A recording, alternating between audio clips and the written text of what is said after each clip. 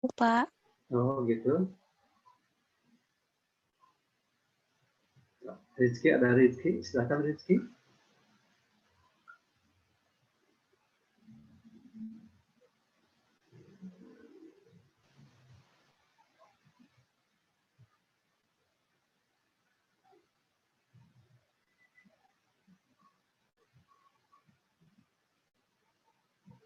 Silakan.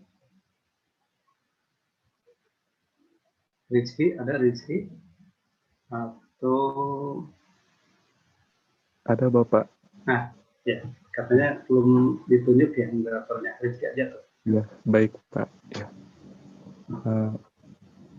Bismillahirrahmanirrahim. Assalamualaikum warahmatullahi wabarakatuh. Waalaikumsalam warahmatullahi wabarakatuh. Innal hamdalillah nahmaduhu wa nasta'inuhu wa nastaghfiruh wa na'udzu billahi min syururi anfusina wa min sayyiati a'malina may yahdihillahu fala mudhillalah wa may yudhlilhu fala hadiyalah. Asyhadu an la ilaha illallah wahdahu la syarikalah wa asyhadu anna Muhammadan abduhu wa rasuluh.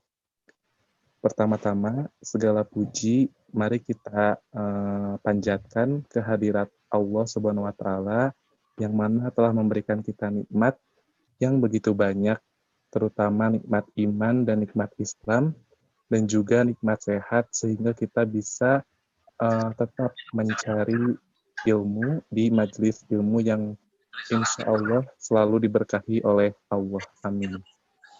Kemudian tak lupa sholawat beserta salam semoga selalu dilimpah curahkan kepada Nabi Muhammad SAW, kepada keluarganya, kepada para sahabat, para tabi'in, tabi'ut tabi'in, dan kepada kita selaku umatnya. Amin ya Rabbal Alamin. Untuk mengefektifkan waktu, mungkin dilangsungkan saja ya kepada Bapak Elan untuk mengisi kajian di sore hari ini. Waktu dan tempat dipersilahkan Bapak. Baik. Bismillahirrahmanirrahim. Assalamualaikum warahmatullahi wabarakatuh. Innal hamdalillah nahmaduhu wa nasta'inuhu wa nastaghfiruh wa na'udzu billahi min syururi anfusina min sayyiati a'malina may yahdihillahu fala mudhillalah wa may yudhlilhu fala hadiyalah. Asyhadu an la ilaha illallah wahdahu la syarikalah wa asyhadu anna Muhammadan abduhu wa rasuluhu la nabiyya ba'dah. Allahumma shalli wa sallim ala Muhammadin wa ala alihi wa sahbihi ajma'in. Ayyuhal hadirun, usikum wa iyaya bitaqwallah faqad fazal muttaqun wa innallaha khabirun bima ta'malun. Hadirin jamaah yang Allah muliakan, alhamdulillah kita panjatkan puja dan puji serta syukur kehadirat Allah Subhanahu wa taala. Pada kesempatan ini kita masih diberikan hidayah, diberikan kekuatan untuk kembali bersua dalam apa yang sudah Allah sudah kita azamkan, yakni kajian hadis Sahih Bukhari sebagai salah satu rujukan hadis yang paling sahih ya di antara hadis-hadis yang lainnya. Yang pada kesempatan kali ini kita masih tetap pada Kitabul Ilmi. Kitabul Ilmi itu kalau bahasa sekarang bahasa bab gitu ya. Kitabul Ilmi berarti bab ilmu, adapun di bawahnya adalah subbab begitu. Di bawahnya adalah subbab. Nah, jadi kita akan masuk sekarang masih tentang Kitabul Ilmi. Ini sekitar 9 pertemuan lagi. 9 pertemuan lagi kita akan selesai tentang Kitabul Ilmi itu, tentang bab tentang ilmu. kita masuk nanti bab tentang wudu gitu. Nah, hadirin sidang jamaah yang Allah muliakan, bab yang akan kita kaji hari ini adalah bab tentang man taraka ba'dal ikhtiyar. Ini bab tentang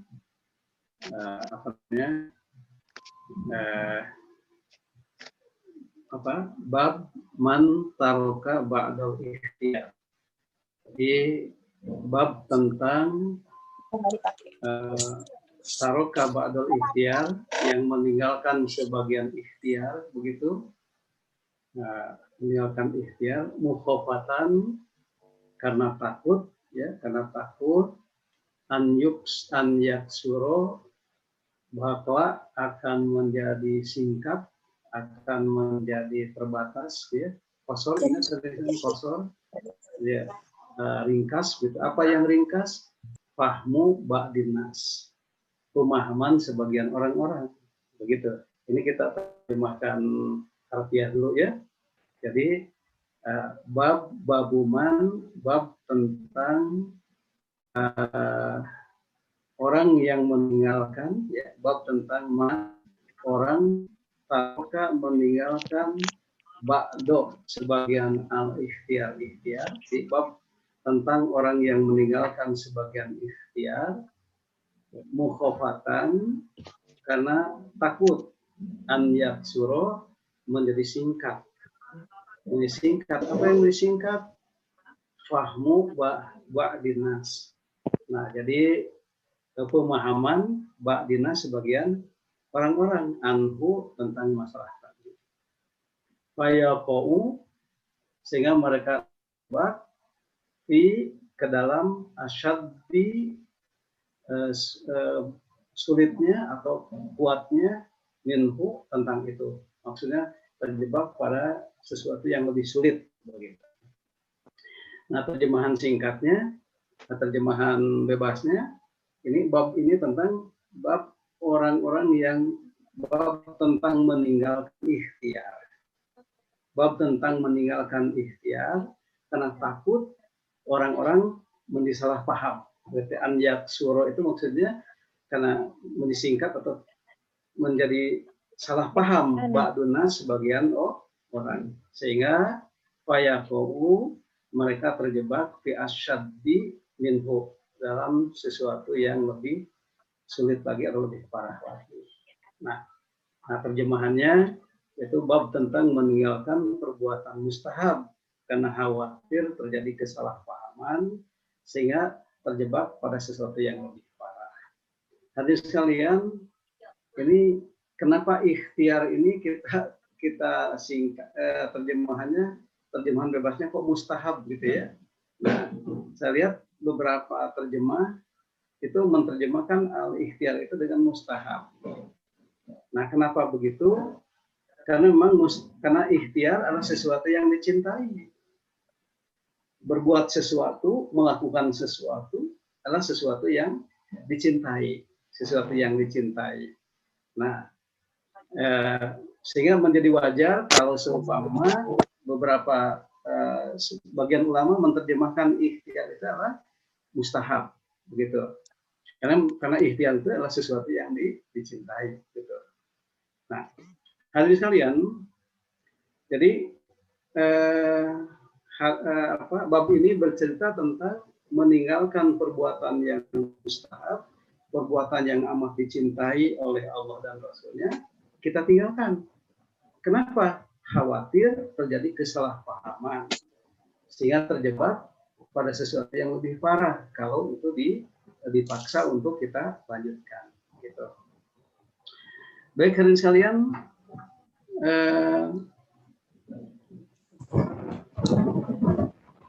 hadisnya hadis nomor 126. Hadis kalian, hadisnya nomor 126. Bagi hadirin sekalian dimanapun Anda berada, adik-adik mahasiswa, kemudian Bapak, Ibu dosen, kemudian baik di UPI ataupun di tempat lain, kemarin Ada juga yang bergabung dari ITB, Pak Zuhadiansah. Ya, insya Allah hari ini juga bergabung kembali. Juga sahabat, karib kerabat, dimanapun Anda berada, muslimin muslimah yang seluruhnya Allah muliakan. Oke. Nah, jika hadirin sekalian itu kesulitan mendapatkan hadisnya, bisa hadirin meminta ke siapa saja untuk download di internet. Ada download aja di Google, itu kita tulis hadis Sahih Bukhari. Nah, dibuka kemudian di download. Insya Allah lebih praktis. Nah, jadi bagi hadirin yang memegang kitabnya atau yang sudah mendownload, bisa dibuka Kitabul Ilmi untuk jilid pertama, Kitabul Ilmi bab man taraka ba'dal ikhtiyar mukhafatan an yaksura fahmubatinas anhu fayaqau fi asadi. Jadi hadisnya hadis nomor 126. Gitu. Cerita halaman tentu sesuai dengan cetakan, tetapi kalau kita merujuknya kepada nomor hadis, insya Allah tidak akan berbeda. Gitu. Nah, jadi dibuka hadis nomor 126. Nah, kita baca hadis sekalian, nah, bisa dipoto dulu kalau ada yang akan memfoto hadisnya. Nah, hadis nomor 100. Kita baca, hadatsana telah menceritakan kepada kami siapa? Ubaidullah bin Musa. Nah, Ubaidullah bin Musa. Nah, kami atau nak di sini ini barangkali kita ulang-ulang terus karena insya Allah pada hari ini juga ada yang baru bergabung. Nah, di sini hadirin sekalian tentu adalah Imam Bukhari. Nah, ketika Imam Bukhari menuliskan hadis ini dalam kitabnya Sahih Bukhari, maka beliau mempertanggungjawabkan tulisannya itu dengan mengatakan hadatsana telah menceritakan kepada kami siapa? Ya guru beliau. Guru beliau itu siapa? Ubaidullah bin Musa. Nah, jadi Ubaidullah bin Musa. Nah, kata Ubaidullah bin Musa, saya mendapatkannya an Israil, dari Israil. Nah, Israil ini berarti gurunya Ubaidullah bin Musa. Kemudian an Abi Ishaq didapat juga hadis ini dari Ibnu Ishaq. Nah, Ibnu Ishaq mendapatkannya dari siapa hadis ini? Anil Aswad, dari Al Aswad. Nah, Al Aswad. Qala, lantas Al Aswad berkata. Nah, Al Aswad yang berkata. Qala li, ini kata Al Aswad. Qala berkata itu Al Aswad li, bukan itu. Qala berkata li kepadaku siapa? Ibnu Zubair. Ibnu Zubair. Nah, kata Imam Al Aswad, qala katanya, qala telah berkata li kepadaku, itu kepada Ibnu Zubair. Siapa? Ibnu, mohon maaf. Qala telah berkata Al Aswad, qala telah berkata. Siapa yang berkata? Li kepadaku. Telah berkata kepadaku itu kepada Al Aswad. Siapa? Ibnu Zubair. Nah, kita jadi kata Al Aswad telah berkata kepadaku Ibnu Zubair. Apa yang dikatakan Ibnu Zubair kepada Al Aswad? Kanat adalah Aisyah istri Nabi tusiru merahasiakan ilaika kepadamu kasiron hal yang banyak sekali. Nah, jadi Ibnu Zubair berkata kepada Al Aswad, katanya ala Aisyah sering meriwayatkan sesuatu, sering merahasiakan sesuatu kepadamu. Jadi banyak rahasia-rahasia yang kepada Ibnu Zubair. Fama, maka apa fakka, yang telah Aisyah ceritakan kepadamu, wahai Ibnu Zubair, fil Ka'bah, tentang Ka'bah. Nah, begitu. Nah, jadi katanya Aisyah itu seringkali merahasiakan sesuatu kepada Ibnu Zubair.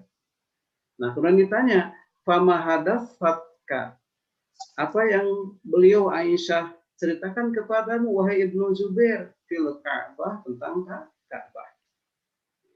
Fakultu, maka aku katakan, nah, qalat, telah berkata li kepadaku.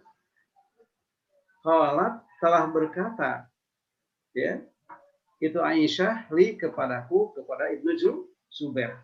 Apa katanya? Kata Aisyah, qala nabiyyu sallallahu alaihi wasallam, telah bersabda Nabi sallallahu alaihi wasallam. Nah, ini telah bersabda Nabi sallallahu alaihi wasallam. Apa sabdanya? Ya Aisyah, wahai Aisyah, wahai Aisyah, laula seumpama tidak, atau seumpama tidak ada kaummu itu, maksudnya, ya Aisyah, wahai, kalau seumpama tidak jadi pertimbangan kaummu itu, hadithun ahdakum, bahwa kaummu itu sesuatu yang baru pada zaman mereka, gitu ya. Di hadithun itu sesuatu yang baru, ahduhum yaitu zaman mereka. Apa yang dengan hadisun ahduhum? Itu baru zaman mereka. Qala Ibnu Zubair. Nah, qala berkata Ibnu Zubair menerangkan yang dimaksud dengan hadisun ahduhum itu maksudnya bikufrihim, persoalan baru mu'alaf, gitu ya, persoalan bahwa mereka itu baru masuk Islam, baru selesai dari kekufurannya atau baru masuk Islam. Nah, jika kata Rasulullah, wahai Aisyah, seumpama karena kalaulah aku tidak mempertimbangkan bahwa kaummu itu baru masuk Islam, itulah bahasa bebasnya, ya. Karena itu pasti aku akan merombak, aku akan merenov, aku akan merenov Al-Ka'bah, itu Ka'bah, ini kata Rasul. Jadi kata Rasul, seumpama apa? Karena persoalan, karena mempertimbangkan keadaan kaummu yang baru masuk Islam, begitu, maka aku pasti akan merombak itu Ka'bah.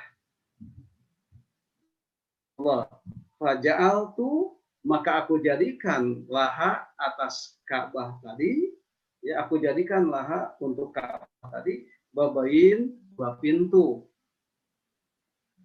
Babun yadkhulun nas, satu pintu untuk yadkhulun nas, orang-orang masuk. Wa babun, dan pintu kedua yakhrujuna, untuk mereka yang keluar. Nah, fa'alahu, kemudian melaksanakan keinginan Nabi itu. Siapa melaksanakannya? Ibnu Zubair. Hadirin sekalian, jadi begini maksudnya.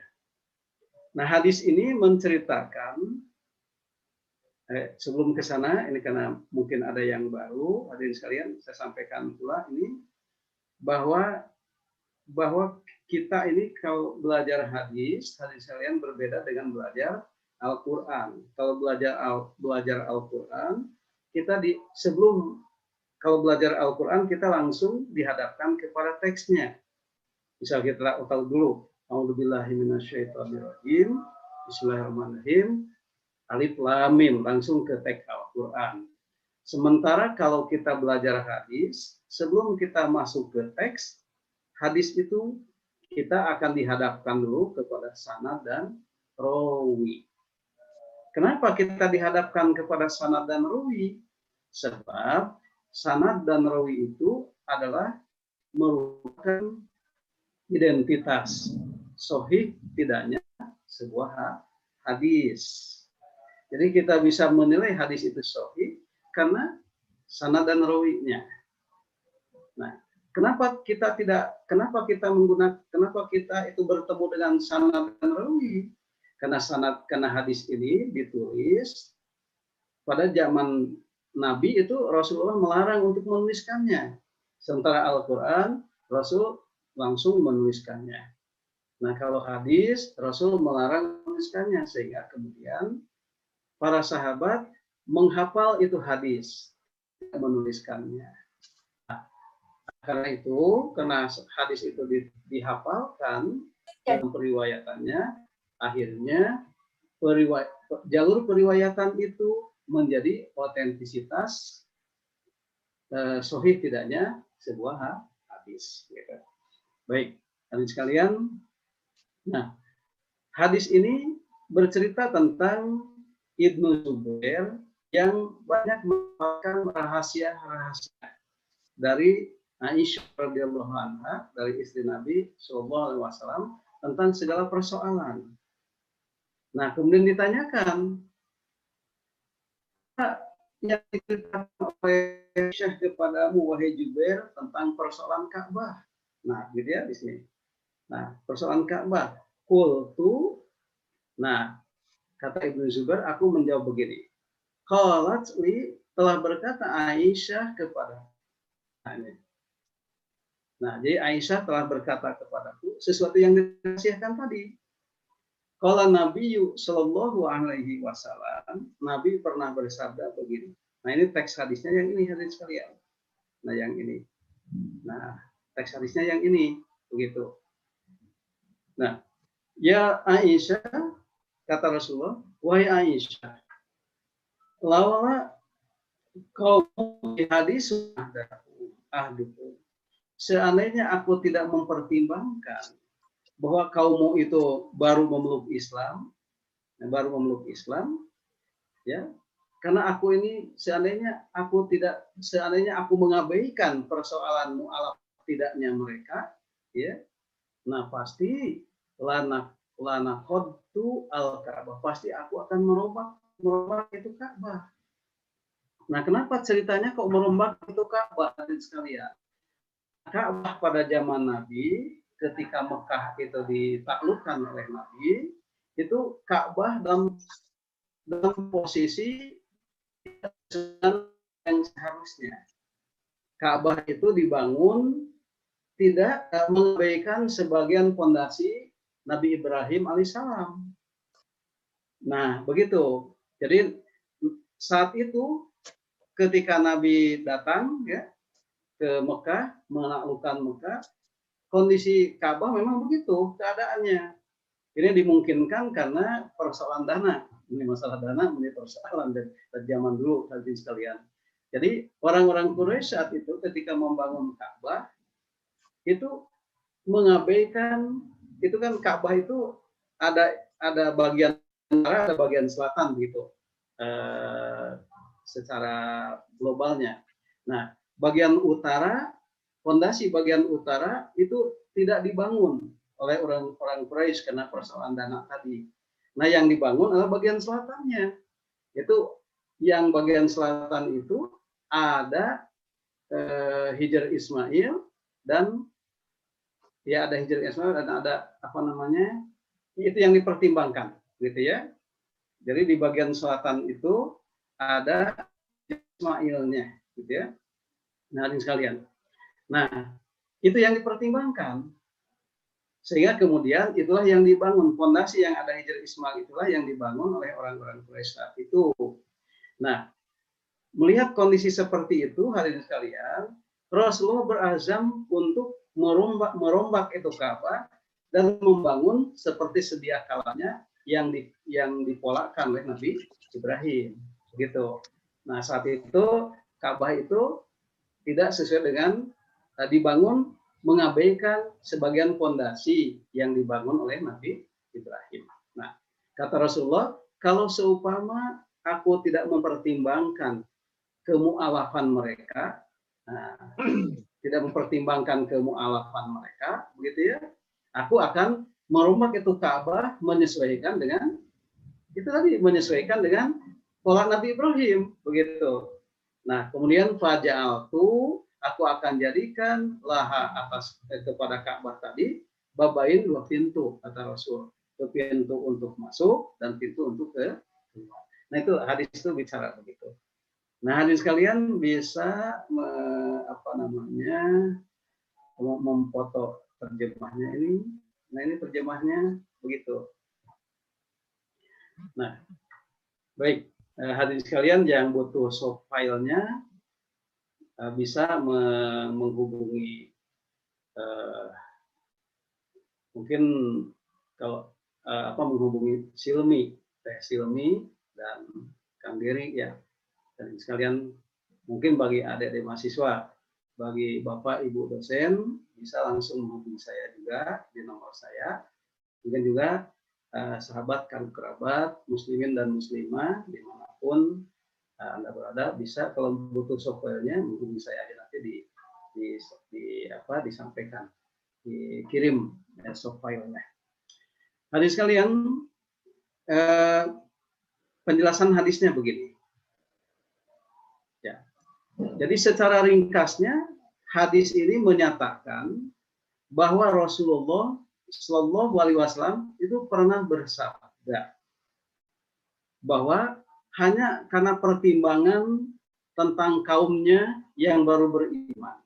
Nah, jadi ketika Rasulullah itu masuk ke Mekah, menaklukkan Mekah pada waktu tutup Mekah, Rasulullah melihat ada satu kemaslahatan yang harus dikedepankan, yaitu bahwa mereka itu masih mu'alaf, baru beriman. Sehingga yang tadinya Rasulullah itu ingin merombak Ka'bah untuk disesuaikan dengan fondasi yang seharusnya dibuat oleh Nabi Ibrahim, maka Rasulullah mengurungkan niat itu karena persoalan kemaslahatan yang ada tadi, bahwa orang Quraisy saat itu baru masuk Islam, sehingga Rasul mengurungkan niatnya tadi. Itu maksudnya. Nah, coba kita lihat yang keduanya hadirin sekalian. Pada waktu pemugaran Ka'bah, ya, pada waktu pemugaran Ka'bah, orang Quraisy itu ketika memugar atau membangun Ka'bah, karena persoalan dana, mereka meninggalkan sebahagian fondasi untuk tidak dibangun. Nah, fondasi yang ditinggalkan itulah fondasi bagian utara tadi, gitu ya. Dan mereka membangun sebagian selatannya dari Ka'bah tadi. Kenapa? Karena Ka'bah bagian selatan itu ada Hajar Aswad dan Rukun Yamaninya. Itu pertimbangannya orang-orang Quraisy. Nah, ini kalau di Ka'bah bagian selatan itu ada Hajar Aswad dan Rukun Yamaninya. Itulah yang kemudian dipertimbangkan oleh orang-orang Quraisy untuk membangun bagian selatan, sementara fondasi bagian utara tidak dibangun.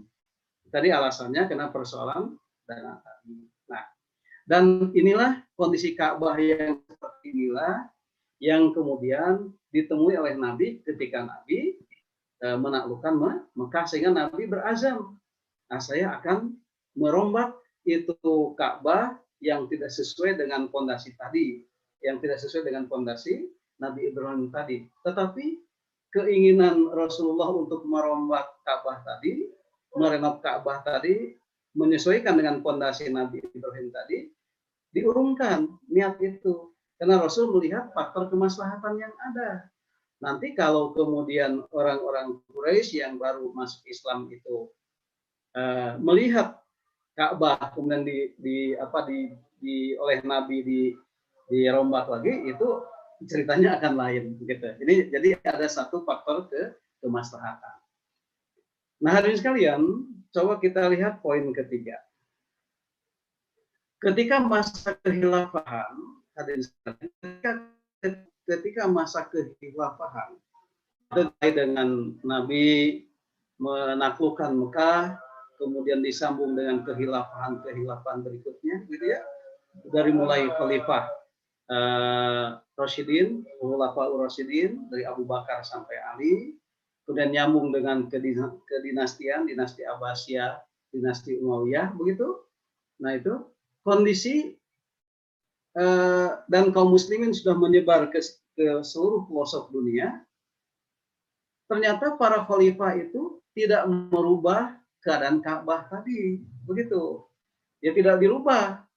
Ka'bah tetap seperti sedia kalanya dibangun pada zaman jahiliyah, di zaman Quraisy tadi, gitu. Nah, yang tentu itu tidak sesuai dengan pola Nabi Ibrahim alaihissalam. Dikecualikan pada zaman Ibnu Zubair, hadirin sekalian. Dikecualikan pada zaman Ibnu Zubair yang beliau menjadi gubernur kota Makkah saat itu.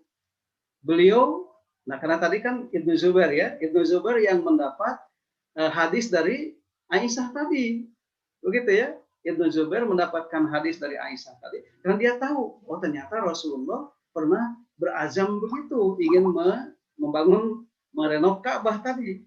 Maka ketika beliau menjadi gubernur kota Makkah tadi, beliau merobohkan bangunan Ka'bah yang ada pada zaman Rasulullah tadi, ya, dirobohkan dan dibangun disesuaikan dengan fondasi Nabi Ibrahim alaihissalam.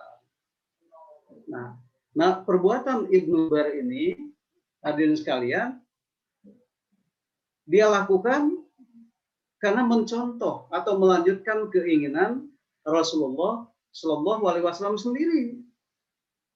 Dan kemudian berdasarkan amanat Nabi tadi, Nabi SAW itu membuat, Ibnu Zubair membuat 2 pintu masuk dan pintu keluar. Dan memasukkan Hijr Ismail, ya, dan bangunan utamanya tadi, memasukkan Hijr Ismail tadi ke dalam bangunan utama dari Ka'bah tadi. Nah, begitu Ibnu Zubair melakukannya begitu. Nah, hadirin sekalian, seperti kita baca dalam sejarah, ternyata silih berganti pemimpin dengan keadaan politik yang berubah-ubah tadi, ya, menjadikan Ibnu Zubair kemudian diganti juga. Nah, jadi ketika kepemimpinan Ibnu Zubair itu diganti dan perannya diganti oleh Al-Hajjaj, ya. Jadi Ibnu Zubair sebagai gubernur saat itu karena kepemimpinan berubah, ya, kemudian Al-Hajjaj menggantikannya sebagai gubernur Makkah. Nah, Khalifah Abdul Malik saat itu memerintahkan Al-Hajjaj untuk mengembalikan Ka'bah kepada bentuk semula. Mana bentuk semula? Nah, bentuk semula itu yaitu pada zaman Nabi tadi, di mana Ka'bah tidak dibangun tidak sesuai dengan pola Nabi Ibrahim, dibangun dengan mengabaikan sebagian fondasi yang dibangun oleh Nabi Ibrahim tadi. Maka oleh Al-Hajjaj atas dasar perintah Khalifah Abdul Malik, dikembalikanlah Ka'bah kepada bentuk semula. Bentuk semula itu bentuk yang dibangun oleh bentuk jahiliyah tadi, yang dibangun oleh oleh orang Quraisy tadi, dan itu berlangsung sampai zaman Nabi. Nah, begitu. Hadirin sekalian, ceritanya bahwa Ka'bah kembali ke bentuk semula. Kehilafan Ar-Rasyid. Nah, Ar-Rasyid pun juga Ar-Rasyid ternyata berkeinginan karena dia mendengar hadis Nabi bahwa Nabi itu ingin membangun Ka'bah itu full di atas fondasi yang dibangun oleh Nabi Ibrahim. Nah, sehingga kemudian pada zaman Khalifah Ar-Rasyid, ia berkeinginan mengembalikan Ka'bah pada bangunan Ibnu Zubair.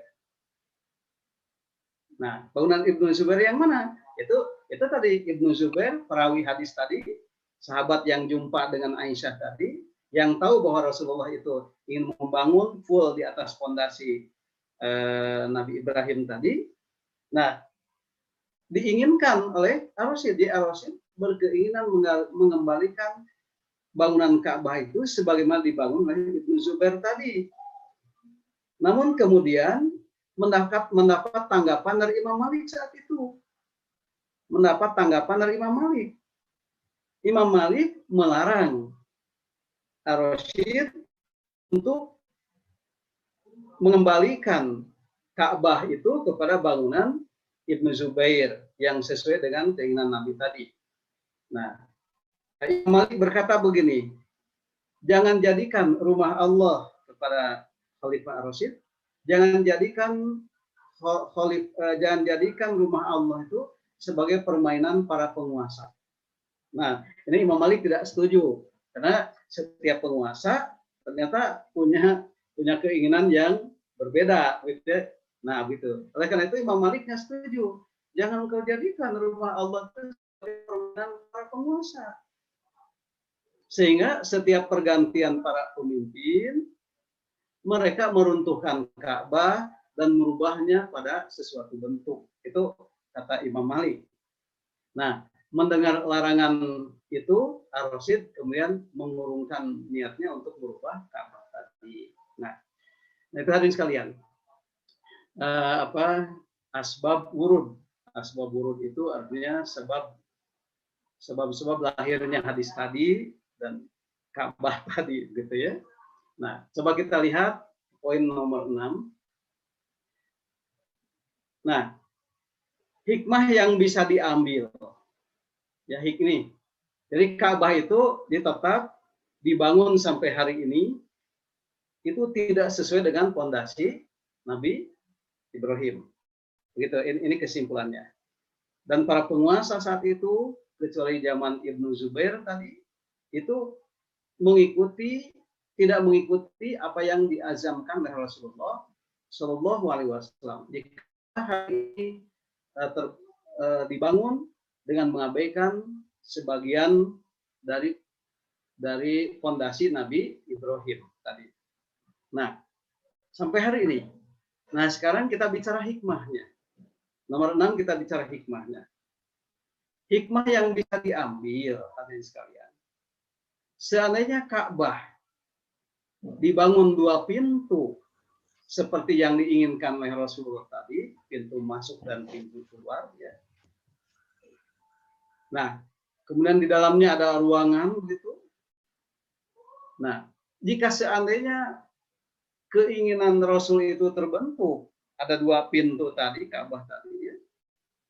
Nah, kalau kita lihat dari sudut sekarang ini, di mana orang-orang Islam sudah bermiliar-miliar begitu, sudah banyak kaum muslimin di dunia ini, tiba-tiba masuk tiba-tiba ziarah ke Makkah, kemudian seandainya tapi kan raja sekarang di Saudi kan itu masuk ke Ka'bah kan sudah diatur, ya. Ini ceritanya, kalau mungkin pula aturan itu muncul kemudian karena tidak mungkin orang-orang masuk ke Ka'bah, nanti akan terjadi korban jiwa karena berdesakan tadi. Apalagi 2 pintu, yang pintu masuk pintu keluar itu kan yang namanya pintu kan terbatas. Nah, jadi kalau seandainya Ka'bah itu dibangun sesuai dengan keinginan Rasulullah Sallallahu Alaihi Wasallam tadi, ya, maka terjadi banyak korban jiwa kalau dilihat dari hari ini, ya. Oleh karena itu, Ka'bah dengan posisinya semula tadi sebenarnya itu kehendak Allah, itu sebuah takdir. Tentu saja apa yang ditetapkan oleh Allah itu memiliki hikmah yang besar bagi proses ibadah haji sekarang ini. Bukan dulu, kalau sekarang ini kan proses ibadah hajinya sudah rumit, maksudnya proses kalau manasiknya dari dulu sampai sekarang masih. Ini proses berbagai halnya sudah rumit, sudah lain sebagainya, ya. Nah, Allah menghendaki apa yang diinginkan oleh Rasulullah itu tidak terjadi karena persoalan seperti ini. Allah menghendaki kebaikan, ya, sehingga kemudian proses ibadah haji ini menjadi lancar. Nah, oleh karena itu, hadirin sekalian, apa yang dikehendaki oleh Allah, ini kesimpulannya, apa yang dikehendaki oleh Allah, sekalipun saat itu terasa pahit, maka hal itu yang terbaik. Nah, ini kita mengambil satu konklusi, satu kesimpulan dari persoalan yang terjadi tadi, bahwa antara kehendak Allah dengan Allah tidak merealisasikan kehendak Rasul tadi. Allah menghendaki lain. Nah, ternyata apa yang dikehendaki oleh Allah itu yang terbaik. Begitu. Sekalipun untuk sementara waktu mungkin itu hal yang pahit, begitu. Hal yang pahit. Nah, hadirin sekalian, takdir Allah seperti itu, kita memang harus menyikapinya sebagai sesuatu yang sifatnya husnuzon. Jadi kita memang diminta untuk husnuzon kepada takdir Allah tadi. Tentunya optimis. Nah, hadirin sekalian, sekarang pertanyaannya, bagaimana kita bisa menyikapi ini al-ibroh di khusus sabab. Ibroh ini kita ambil dari khususnya sebab yang tadi, kita ambil ibroh yang lebih besar. Nah, jadi bagaimana kita bisa menyikapi takdir Allah dari segala sesuatu persoalan, ya, supaya takdir Allah itu kita bisa pahami dengan husnuzon dan bahkan optimis. Nah ini ya. Nah, kita bisa menyikapi itu, hadirin sekalian, kalau kita memahami takdir Allah dari Sang Kekasih tadi, dari Allah Subhanahu wa Ta'ala tadi, sebagai sebuah tugas. Ya, takdir itu harus dipahami menjadi sebuah tugas, bukan beban. Nah, kalau takdir itu dipahami sebagai sebuah beban, niscaya kita tidak akan, jangankan untuk optimis, tentu husnuzon juga tidak, gitu. Nah, jadi dengan takdir Allah itulah pada akhirnya Ka'bah bisa tetap representatif, ya, bisa tetap bisa menjadi representatif. Kemudian apalagi Masjidil Haram. Hadirin sekalian, kita lihat Masjidil Haram tidak seperti masjid zaman dulu, zaman Nabi. Masjidil Haram sekarang kan diperluas, diperbaiki, diperbagus. Kalau masjid zaman Nabi, atapnya ada pelepah kurma. Kemudian di bawahnya tidak dengan lantai, tapi dengan tanah. Begitu. Sekarang Masjidil Haram, subhanallah, itu juga kehendak Allah. Kalau kemudian Allah tidak menghendaki lain, ya, tetap seperti itu kondisi Masjidil Haram, tentu tidak akan representatif untuk memfasilitasi jamaah haji yang semakin membutuhkan. Nah, jadi kenapa terjadi begitu? Sebab kita memahami takdir Allah itu dengan husnuzon dan optimis. Nah, kemampuan kita memahami takdir Allah itu dengan husnuzon dan optimis, berkat kita memahami takdir Allah itu dipahami sebagai tugas dari Sang Kekasih, bukan sebagai beban. Tidak ubah bedanya, hadirin sekalian, kalau kita diberikan tugas oleh majikan. Seorang karyawan diberikan tugas oleh majikan, harus itu dan ini. Nah, kalau itu tugas diberikan, ya tadi takdir, ya, takdir, ketetapan maksudnya. Seorang karyawan diberikan ketetapan menjadi itu dan ini. Nah, si karyawan tadi kalau memahaminya itu sebagai beban, tentu tidak akan berbuat apa-apa. Tetapi karena dipahami bahwa itu tugas dari majikan, maka si karyawan akan melaksanakannya. Tentu dengan husnudon dan optimis, karena tentu saja si majikan tadi tidak menetapkan sesuatu kecuali dengan kenaikan pangkat, dengan honor dan lain sebagainya. Begitu. Nah itu hadirin sekalian. Nah, oleh karena itu, keumuman ayat tadi berbicara dalam surat An-Nisa tadi, Allah Subhanahu wa Ta'ala menegaskan, fa'asa antakrohu. Bisa jadi apa yang kalian benci syai'an terhadap sesuatu, wa ja'alallahu, kemudian Allah menetapkan fihi pada suatu ketetapan tadi, khairan khairan, ada kebaikan yang banyak. Nah inilah ayat Al-Qur'an menegaskan kepada kita apa yang kita benci terhadap sesuatu ketetapan Allah itu bisa jadi itu sesuatu kebaikan yang banyak kelak di kemudian hari, begitu. Nah, hadis kalian, hadis ini juga bercerita tentang bolehnya menyembunyikan ilmu demi sebuah kemaslahatan. Nah, jadi saat itu Rasul berkata kepada Aisyah, saya itu kata Rasul, saya berajam untuk merombak Ka'bah, tapi simpan dulu ini rahasia dulu, karena melihat kepada kemaslahatan yang ada, gitu.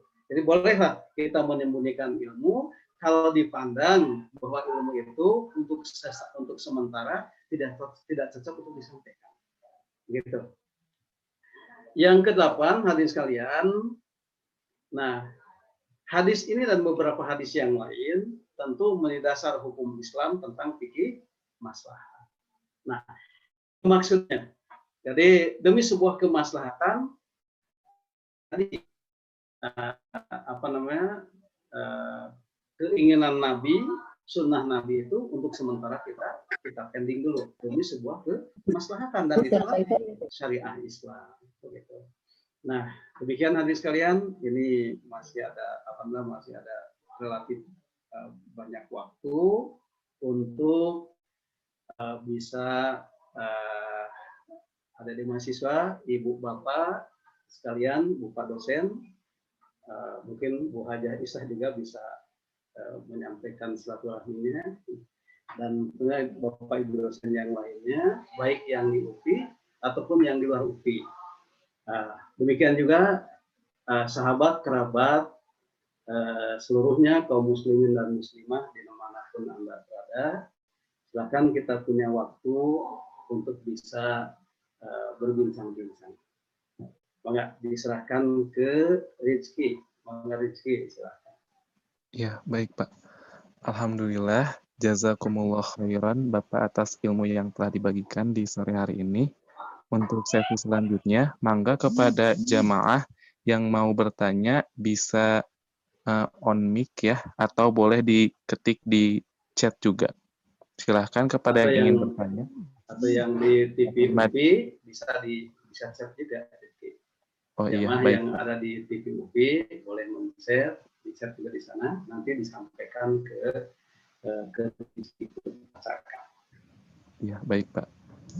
Baik, silakan kepada Muhammad Naufal Salamuddin untuk bertanya. Boleh on mic. Bismillahirrahmanirrahim. Terima kasih atas kesempatannya, Pak. Bagus tadi ya, saya tertarik tentang penjelasan tentang Ka'bah itu bagaimana dan mengapa itu, tentang pintunya juga sampai dibahas gitu.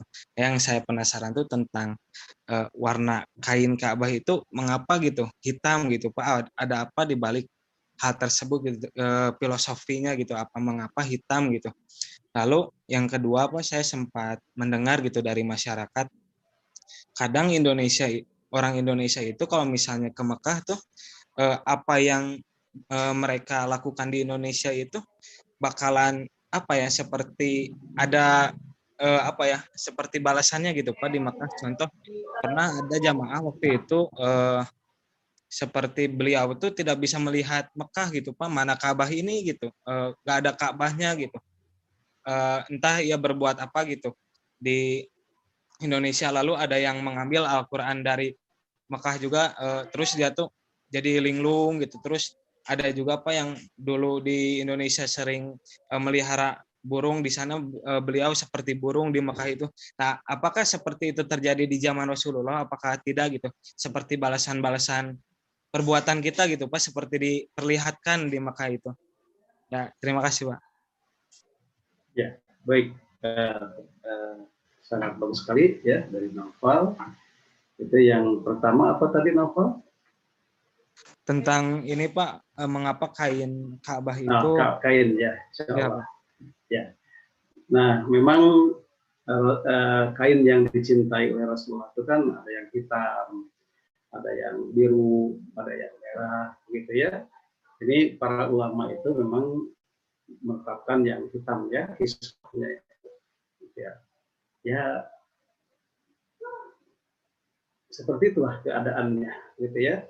Seperti itu keadaannya. Memang Rasulullah itu mencintai warna-warna, dan kemudian para ulama juga menetapkan, tentu saja terkait dengan para ulama menetapkan seperti itu dan dilanjutkan oleh para penguasa. Dalam hal ini mungkin oleh Arab Saudi begitu sebagai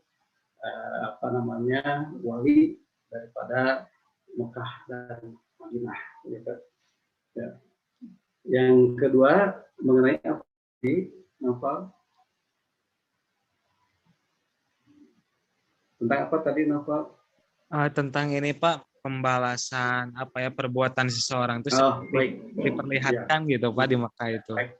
Ya. Apakah terjadi zaman Rasul? Nah, jadi kalau kita dengar cerita-cerita hadirin sekalian, cerita-cerita dari terakhir orang tua saya sendiri dan sekalian juga berceritanya seperti itu, bahwa memang kondisi di Saudi itu sepertinya balasan-balasan itu,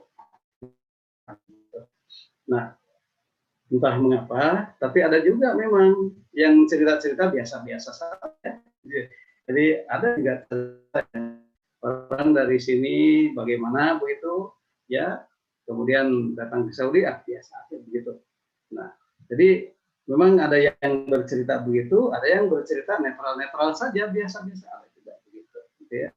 Nah, dia ada dua yang bercerita begitu. Nah, apa kaitannya dengan masalah bahwa Allah menampakkan? Bisa jadi. Karena Allah ini kan sayang kepada kaum muslimin, ya, kepada kaum mukminin. Jadi, kalaupun terjadi sesuatu hal seperti itu, Allah memberikan ibaratnya, memberikan pelajaran. Nah, tetapi kepada mereka yang jangankan untuk ibadah, pergi ke hajinya, gitu ya, tapi hanya untuk sebatas, ya itu tadi hanya status sosial. Jadi kepergian ke hajinya itu ya lewat-lewat begitu saja. Ya tentu saja Allah cuekan juga dia, gitu. Allah cuekan saja sehingga mungkin tidak ada pelajaran-pelajaran yang didapat dari dia sendiri, netral-netral saja begitu. Ada yang begitu.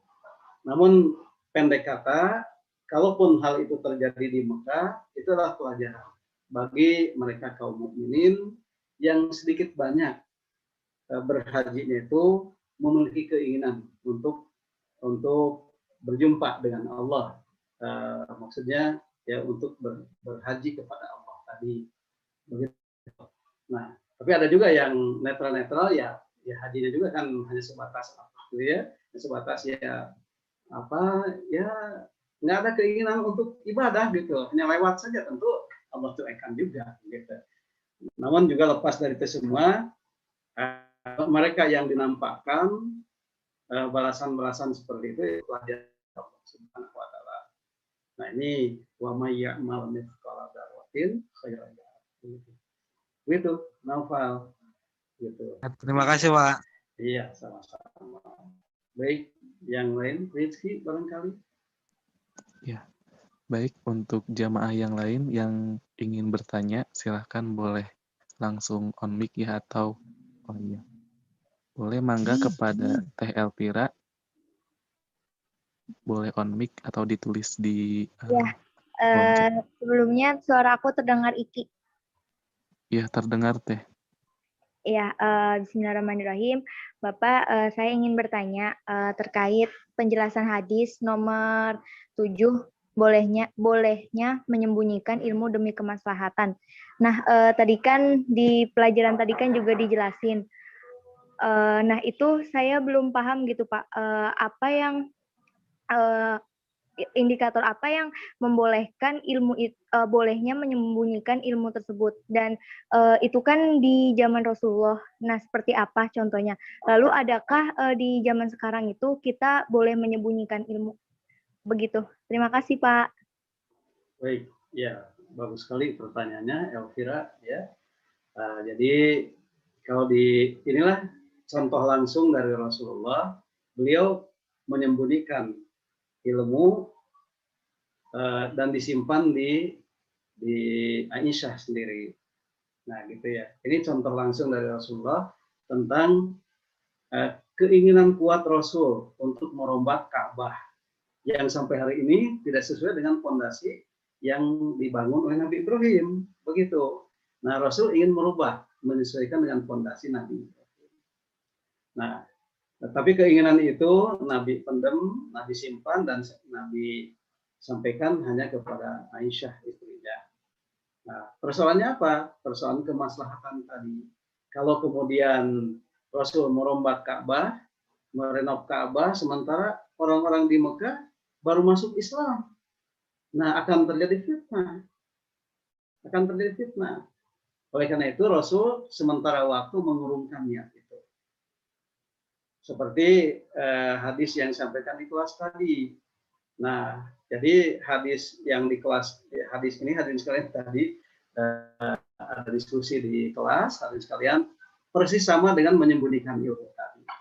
Nah, saat itu Rasulullah bertanya kepada Abu Dzar Al-Ghifari, wahai Abu Dzar, hak Allah atas hamba, hak hamba atas Allah, begitu.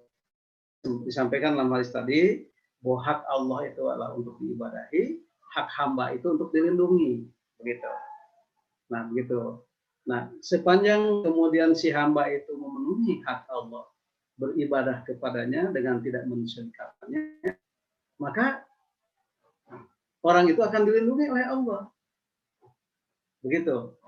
Nah, kemudian Abu Dzar sangat gembira hanya karena memenuhi hak Allah, yang beribadah la syarika lahu, tidak mensyarikatkan kepadanya, wah sudah masuk surga, begitu.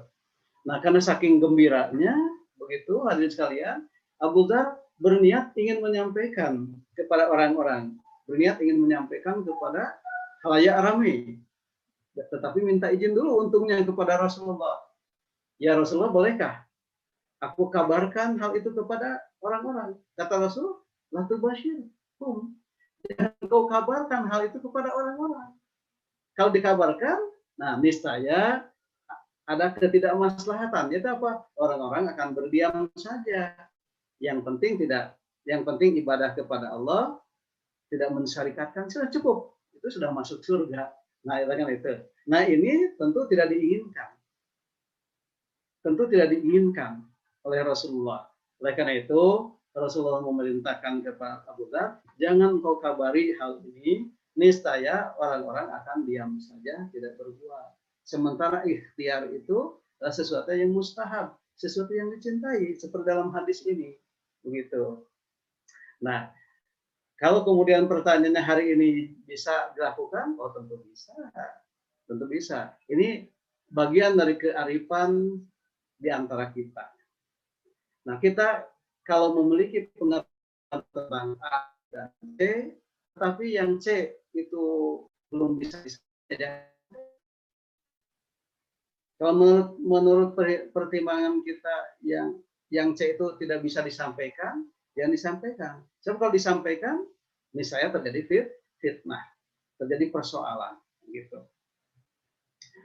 Nah, misal ya kalau dalam struktur kita di persekolahan, banyak materi kelas A, materi SD, tidak materi perguruan tinggi misalnya, atau materi SMP tidak boleh disampaikan di SD. Kalau disampaikan akan terjadi persoalan. Riwayahnya yang materi SMP sementara waktu dipending dulu, disimpan dulu, tidak disampaikan untuk anak SD. Misal begitu. Itu demikian Elvira. Jadi hari ini juga masih tetap bisa dijadikan sebagai solusi sebuah kemaslahatan. Begitu. Silakan, ada lagi? Ya, baik Bapak, terima kasih jawabannya Pak. Sama-sama Elvira. Maka hadirin sekalian, Ibu Bapak, dosen, kaum muslimin muslimah yang ada di Zoom ini ataupun di TV UPI bisa berinteraksi dengan kita di sini. Dengan kalau di TV UPI bisa berinteraksi terus, hanya lewat chat mungkin. Bapak Ibu bisa, karena itu hari sekalian bisa di TV UPI kan itu ada rekaman ulangnya. Silakan untuk interaktif juga, nanti saya akan jawab juga. Jadi Bapak Ibu boleh bertanya di kolom chatnya, nanti saya akan menjawab juga.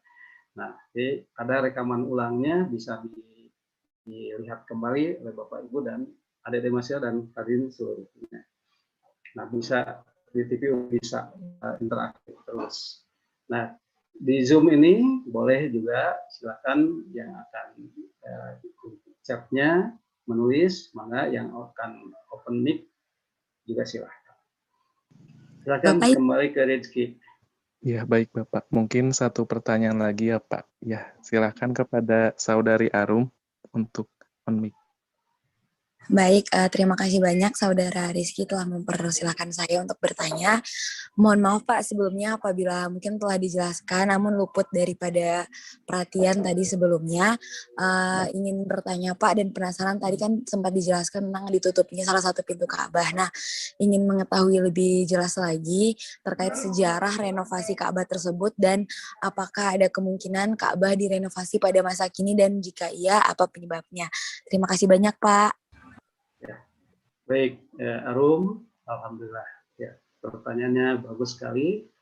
Jadi soal renovasi Ka'bah, menurut sejarahnya hanya pada zaman Ibnu Zubair saja. Begitu, sampai hari ini kondisi Ka'bah seperti sedia kalanya. Seperti itu, artinya tidak tegak di atas fondasi Nabi Ibrahim, begitu. Hanya sebagiannya saja, hanya bagian utara yang ditinggalkan, bagian selatan yang dibangun, begitu. Nah, jadi itu mungkin apakah kemungkinan direnov kembali? Nah, tentu saja kalau ada kebutuhan untuk direnov demi kemaslahatan, boleh jadi. Asal kemudian ini tentu saja didukung oleh ulama dan penguasa saat ini, begitu. Demi kemaslahatan mungkin boleh direnov kembali demi kemaslahatan. Tadi ukuran kita adalah kemaslahatan. Artinya ya sama dengan itu, dengan apa namanya, dengan Masjidil Haram juga terus diperluas. Sama. Itu persoalannya adalah kemaslahatan tadi. Kan Masjidil Haram sekarang tidak sama dengan Masjidil Haram zaman Nabi. Masjid Nabawi tidak sama, Masjid Nabawi di Madinah tidak sama dengan Masjid Nabi di Madinah sekarang, tidak sama. Jadi gambaran Masjid Nabi saat itu atapnya juga dengan kurma, pelepah kurma, itu pun juga atapnya hanya sebahagian yang diberi atap dari sekalian. Tetapi zaman Nabi memang masjid luas. Tetapi yang masuk ke masjid itu, unta juga bisa masuk ke masjid itu zaman Nabi itu. Kemudian kita bisa membuat kemah dalam masjid, begitu. Zaman Nabi begitu. Hari ini tidak mungkin kita bikin kemah di dalam masjid. Tidak mungkin kita bawa unta atau binatang yang suci, kotoran dan airnya, air kencingnya tadi dia dibawa masuk ke masjid, nggak mungkin. Nah, ini kan persoalan kemaslahatan. Di masjid itu ada apa? Sekarang masjid sekarang itu bagus-bagus, kemudian tehelnya juga bagus, atapnya bagus, sehingga tidak mungkin, tidak etis bahkan, jauh dari kemaslahatan kalau kita sholat bawa unta ke dalamnya.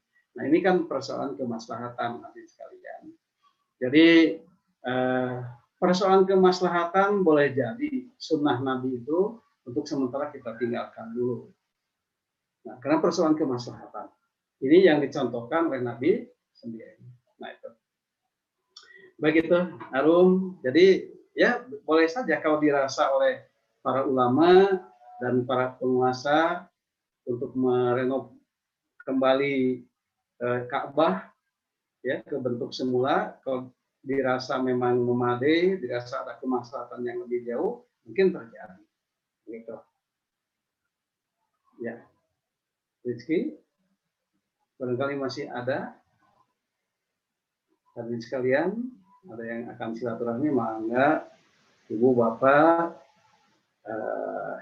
ada di mahasiswa, ibu bapak dosen, baik UPI ataupun di tempat lain, sahabat karib kerabat, mangga bisa melakukan chat atau yang di TV UPI juga bisa menyaksikan kembali di siaran ulangnya. Dari mahasiswa bisa ya, hadirin sekalian bisa membuka kembali siaran ulang itu di TV UPI dan bisa interaktif lewat chatting di sana. Nanti saya buka settingannya dan insya Allah saya jawab. Ya, izin Allah. Maunya Rizky, masih ada waktu? Iya Bapak, mohon maaf suaranya putus-putus Oh, Pak. putus-putus ya? Ya. Apakah suara Rizky terdengar Pak? Terdengar. Ya, alhamdulillah. Diputus-putus ya suaranya ya? Ya, baik. Oh iya, Alhamdulillah. Ya. Baik Bapak, ada pertanyaan. Silakan.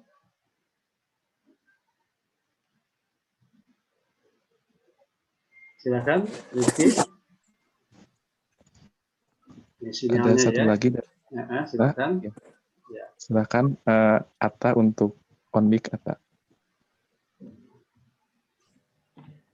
Bismillahirrahmanirrahim. Jadi saya ingin bertanya Pak terkait kebingungan pribadi diri saya sendiri dengan kebiasaan rakyat Indonesia yang dimana suka mengambil barang-barang yang bersejarah seperti batu Safa Marwah. Itu mereka mengagumi ini sebagai kejimat gitu Pak, kayak keberuntungan.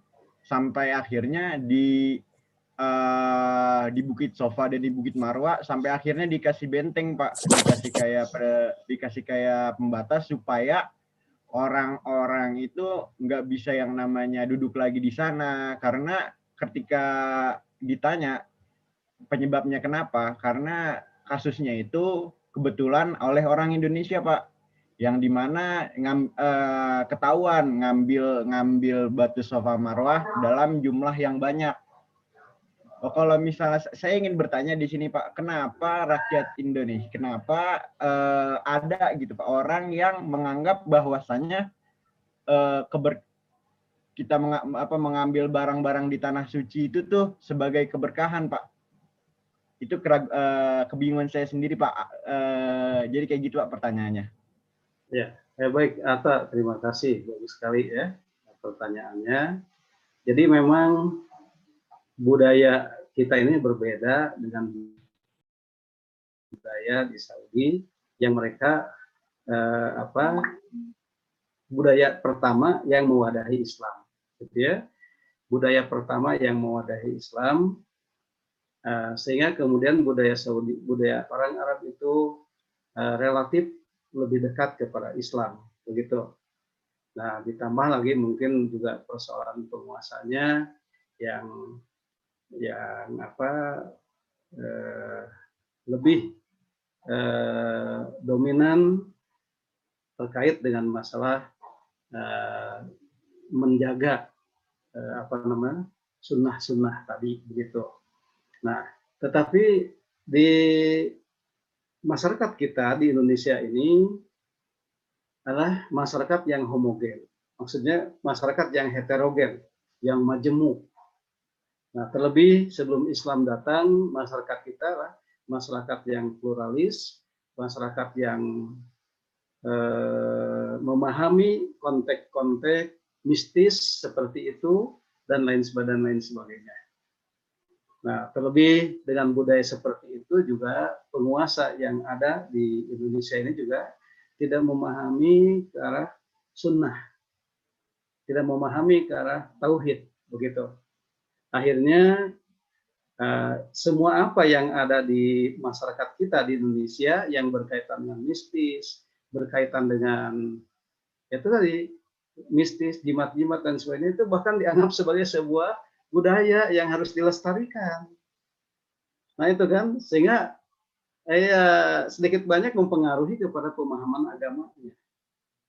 Sehingga ketika mereka berhaji, nah itu dia, mereka bersemangat sekali untuk mengumpulkan tanah-tanah, batu-batu di tanah suci, ya untuk dijadikan jimat tadi. Nah begitu. Memang budaya kita ini berbeda dengan budaya di Saudi. Nah, sesungguhnya budaya di Saudi juga ada yang begitu. Hanya penguasa setempat ini sudah relatif lebih menekankan aspek sunnahnya, sunnah untuk melihara tauhid tadi, gitu. Itu kata. Jadi memang kalau di kita kan penguasa ini tidak bercerita tentang tauhid dalam kaitan dengan itu. Bahkan tadi budaya-budaya yang mistis seperti itu malah difasilitasi, dijadikan sebagai ajang wisata. Seperti kegiatan membuang itu ke laut, begitu kan? Itu tidak dilarang di kita, bahkan dijadikan sebagai ajang wisata. Nah, kebudayaan seperti itu pada akhirnya ya tadi mewarnai pemahaman kaum muslimin, sehingga ketika mereka pergi ke Mekah juga begitu keadaannya. Begitu ya. Ya. Ini dakwah kita mungkin di Indonesia ya. Gitu. Baik. Silakan Rizky. Ya, baik Bapak. Alhamdulillah. Ya, jazakumullah khairan kepada Bapak atas ilmu yang telah dibagikan di sore hari ini. Semoga Allah memberikan ilmu yang bermanfaat kepada kita. Demikian kajian pada hari ini. Mari kita tutup dengan doa kifaratul majlis. Subhanakallahumma wa bihamdika asyhadu an la ilaha illa anta astaghfiruka wa atubu ilaik. Wassalamualaikum warahmatullahi wabarakatuh. Waalaikumsalam warahmatullahi wabarakatuh. Ya, terima kasih adik-adik mahasiswa. Semoga ini jadi pembelajaran buat kalian. Demikian juga Bapak Ibu dosen, karyawan di UPI, di tempat lain. Demikian juga sahabat kan kerabat. Jazakumullah khairan. Terima kasih atas segala atensinya. Alhamdulillahirrahmanirrahim. Assalamualaikum warahmatullahi wabarakatuh. Waalaikumsalam warahmatullahi wabarakatuh. Hatur nuhun Pak Elan. Sami-sami.